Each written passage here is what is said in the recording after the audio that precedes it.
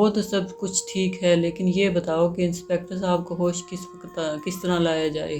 حمید نے چاروں طرف دیکھتے ہوئے کہا۔ سرکار، یہ تو کوئی پھونک چاڑ کرنے والا ہی کر سکتا ہے، ایک کانسٹیبل بولا۔ حمید نے منہ بناتے ہوئے کہا، اچھا انچارج صاحب، آپ 2 آدمی ساتھ کر دیجئے، میں انہیں اسی حالت میں شہر لے جاؤں گا۔ حمید نے گیدڑ کی لاش اور بقیہ 2 چیزیں وہیں پڑی رہنے دی اور بے ہوش فریدی کو گاڑی میں ڈال کر شہر کی طرف روانہ ہو گیا۔ وہ خود کار ڈرائیو کر رہا تھا۔ راستے میں ہی فریدی کو ہوش آ گیا۔ وہ پچھلی سیٹ پر لیٹے بولا، حمید، ہم کہاں جا رہے ہیں؟ او، آپ ہوش میں آ گئے؟ حمید نے جلدی سے کار روکتے ہوئے کہا۔ مڑ کر انہیں دیکھا۔ وہ اٹھ کر بیٹھ گیا اور طویل انگڑائی لیتے ہوئے بولا، بڑا بھیانک پلاٹ تھا۔ وہ گیدڑ اور بوتلیں کہاں ہیں؟ وہ تو وہیں چھوڑ آیا۔ ارے، فریدی سیٹ پر اچھلتے ہوئے بولا، بڑے احمق ہو تم، چلو ذرا کار واپس لے چلو، جلدی کرو۔ کار دوبارہ واپس جا رہی تھی۔ کہو بھئی، کچھ اس کا مطلب سمجھ میں آیا؟ فریدی نے کہا۔ سمجھ میں سب کچھ آ گیا ہے، لیکن اگر کہوں گا تو خواہ مخواہ مجھے ہی احمق بننا پڑے گا۔ آخر کچھ تو میرا خیال ہے یہ جگہ ضرور بھوتوں سے بھری پڑی ہے۔ پھر وہی حماقت کی بات، میں نے پہلے ہی عرض کر دیا تھا، تمہارا قصور نہیں، ہر شخص یہی سمجھے گا۔ مجرم نے اپنے جرم پر پردہ ڈالنے کے لیے یہ دوسری چال چلی تھی، مگر افسوس کہ وہ اپنے مقصد میں ناکام رہا۔ میں آپ کا مطلب نہیں سمجھا۔ اپنی اس حرکت سے وہ یہ ظاہر کرنا چاہتا تھا کہ حقیقتاً اس قتل میں بھوتوں کا ہاتھ ہے، لیکن آپ کے اس کہکہے مار کر بے ہوش ہونے کا کیا مطلب تھا؟ اسی چیز نے مجھے اس نتیجے پر پہنچنے میں مدد دی ہے۔ تمہیں یاد ہوگا کہ جب سنگین نے بوتل سے ٹکرا کر چھناکا پیدا کیا تھا تو اس وقت سب سے پہلے میں ہی اسے دیکھنے کے لیے جھکا تھا۔ جیسے ہی میں جھکا، ایک تیز قسم کی بو نے میرا دماغ پرانگدہ کر دیا۔ لیکن اس وقت میں نے اسے کوئی اہمیت نہ دی، لیکن اس کا اثر آہستہ آہستہ میرے دماغ پر ہو رہا تھا۔ جیسے ہی گیدڑ کی لاش برآمد ہوئی، میں نے اس کی ہیئت قضائی دیکھ کر ہنسنا شروع کر دیا۔ مجھے سخت حیرت تھی کہ آخر میں ہنسی کیوں نہ روک سکا، جبکہ اور لوگ خاموش تھے۔ تھوڑی دیر کے بعد میں اپنے آپ کو بالکل بے بس محسوس کرنے لگا۔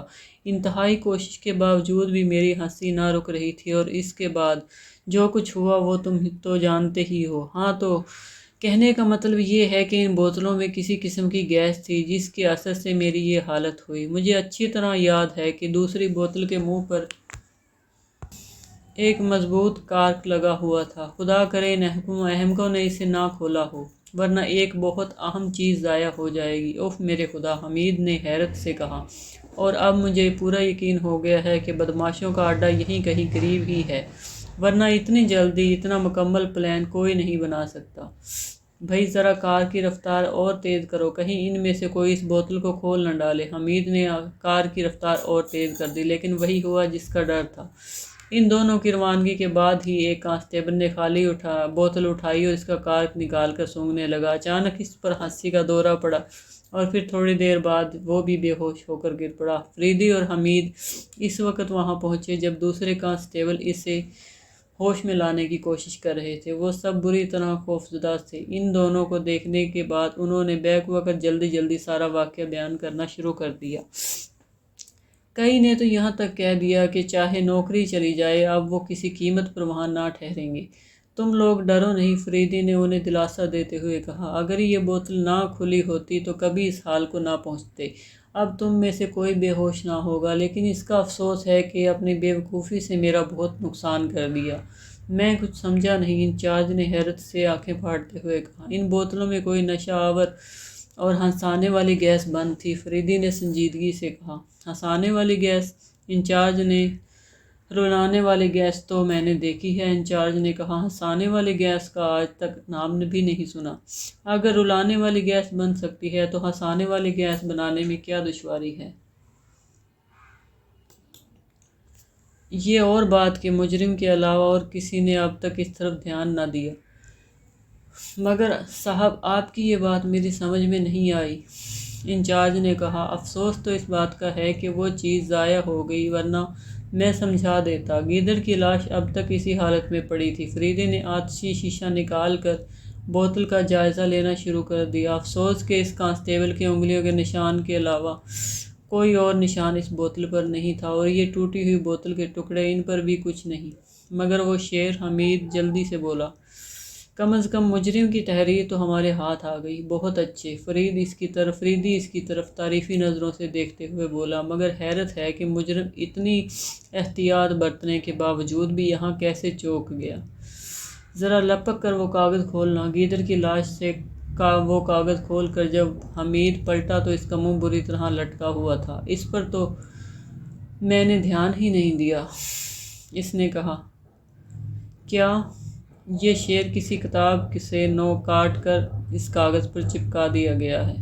यही तो मैंने कहा कि इतने चालाक आदमी ने भला ऐसी हिमाकत कैसे की। फरीदी ने कहा, हमीद साहब, इस मर्तबा अच्छा खासा मुअम्मा हाथ आया है। अजीबोगरीब चिड़िया। फरीदी रुमाल बिछाकर ज़मीन पर बैठ गया। वो सिगार के लंबे लंबे कश ले रहा था। इसकी आंखें नीम ख्वाबी की सी हालत में गिदड़ की लाश पर जमी हुई थी। कांस्टेबल आपस में सरगोशियां कर रहे थे। हमीद गड़े की बकिया मट्टी निकाल निकाल कर ढेर कर रहा था। इसे अब भी उम्मीद थी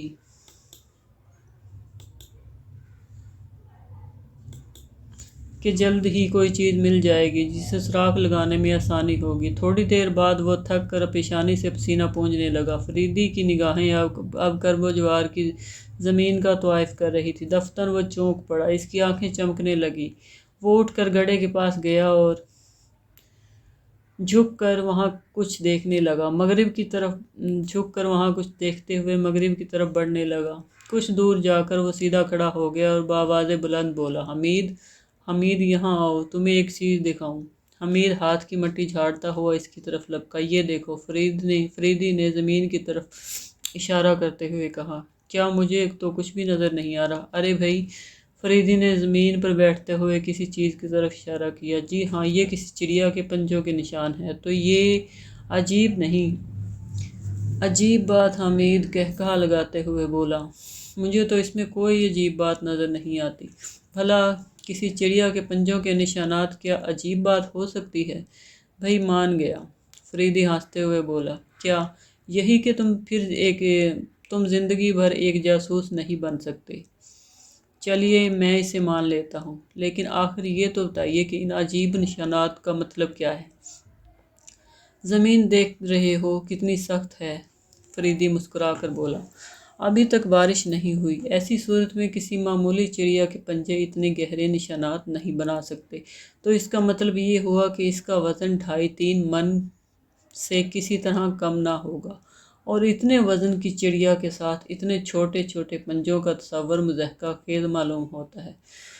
फ़ौरन सोचो तो बिल्कुल ऐसा ही लगता है ना, जैसे किसी ऊँट को गोरिया के पंजे अता कर दिए हों। और दूसरी बात, देखो, यहाँ 4 निशानों का दरमियानी फासला 4-4 उंगल है। इसका मतलब ये हुआ कि इस जगह चिड़िया के 2 कदम पूरे हुए। पहली चीज़ ये कि इतनी वज़न वालीदार चिड़िया इतने छोटे पैर रखती है कि वो 4 उंगल से ज़्यादा नहीं फैल सकते। चारों निशान यहाँ ख़त्म हो गए। इसके बाद तकरीबन 1.5 फुट के फासले पर फिर वैसे ही निशान मिलते हैं। लिहाजा दूसरी मज़हका खेज़ बात यह हुई कि चिड़िया हर 2 कदम के बाद 1.5 फुट की जस्त लगाती है। आगे बढ़ते आओ। ये देखो, कहीं भी इसके मामूल में फ़र्क नहीं आया। 2 कदम चलने के बाद इसके लिए 1.5 फुट उछलना ज़रूरी है। कहो, कभी ऐसी चिड़िया ख्वाब में भी देखी है? अब बताओ कैसी रही? फरीदी साहब, मैं फिर कहता हूँ कि ये भूत, ला हौल वला कुव्वत। फरीदी हमीद की बात काटते हुए बोला। फिर वही चौगदपन की बातें। तो फिर और क्या किया जाए? अभी कुछ किया ही क्यों जाए, फरीदी ने कहा। और दूसरी बात ये कि ये चिड़िया इस तरफ से आई, गड़े तक गई और फिर इसी तरफ वापस चली गई। वाकई बड़ी अजीब बात है, हमीद ने फरीदी की तरफ आंखों में देखते हुए कहा। और दिलचस्प भी, फरीदी ने मुस्कुरा कर कहा। ऐसी अजीबोगरीब चिड़िया का शिकार दिलचस्पी से खाली ना होगा। क्या तुम अपना पिस्तौल साथ लाए हो? पिस्तौल तो है मेरे पास, मगर घबराओ नहीं, मेरी मौजूदगी में यहाँ के भूत तुम्हारा कुछ नहीं बिगाड़ सकते। आओ मेरे साथ, फरीदे ने इसके कंधे पर हाथ रखते हुए कहा। क्या इन लोगों को साथ लेकर चलेंगे? हमीद ने कांस्टेबलों की तरफ इशारा करते हुए कहा। अजीब डरपोक आदमी हो। اتنے آدمی دیکھ کر اگر چڑیا اڑ گئی تو تمہیں تو کوئی کہانیاں سنانے والی دادی اماں ہونا چاہیے تھا۔ مرد بنو برخوردار۔ چلیے صاحب، حمید مردہ سی آواز میں بولا۔ دونوں عجیب و غریب نشانات کو دیکھ کر آگے بڑھنے لگے۔ آگے چل کر پھر جھاڑیوں کا سلسلہ شروع ہو گیا۔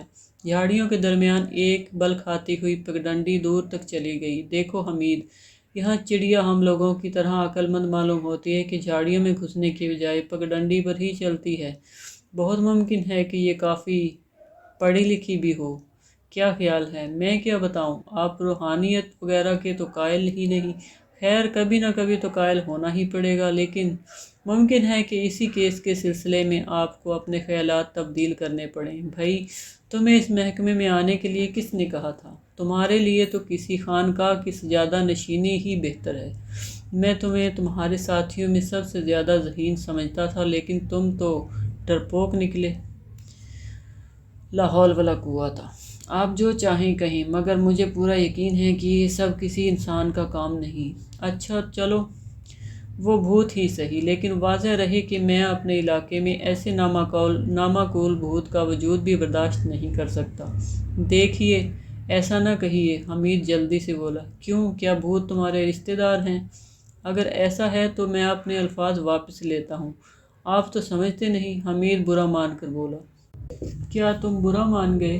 ارے بھائی، راستہ کٹنے کے لیے بھی تو کچھ ہونا چاہیے۔ معلوم نہیں ابھی کتنا دور چلنا پڑے گا۔ میرا خیال ہے کہ کیوں نہ اس کیس کو معمولی تفتیش کے بعد ٹال ہی دیا جائے۔ میں آپ کو یقین دلاتا ہوں کہ یہ کسی انسان کا کام نہیں، حمید نے سنجیدگی سے کہا۔ بھائی بہت اچھے، کیا بات کہی آپ نے؟ فریدی نے حمید کی پیٹھ ٹھونکتے ہوئے کہا۔ لیکن حمید صاحب، یہ پہلا کیس ہے جس میں صحیح معنوں میں لطف آ رہا ہے۔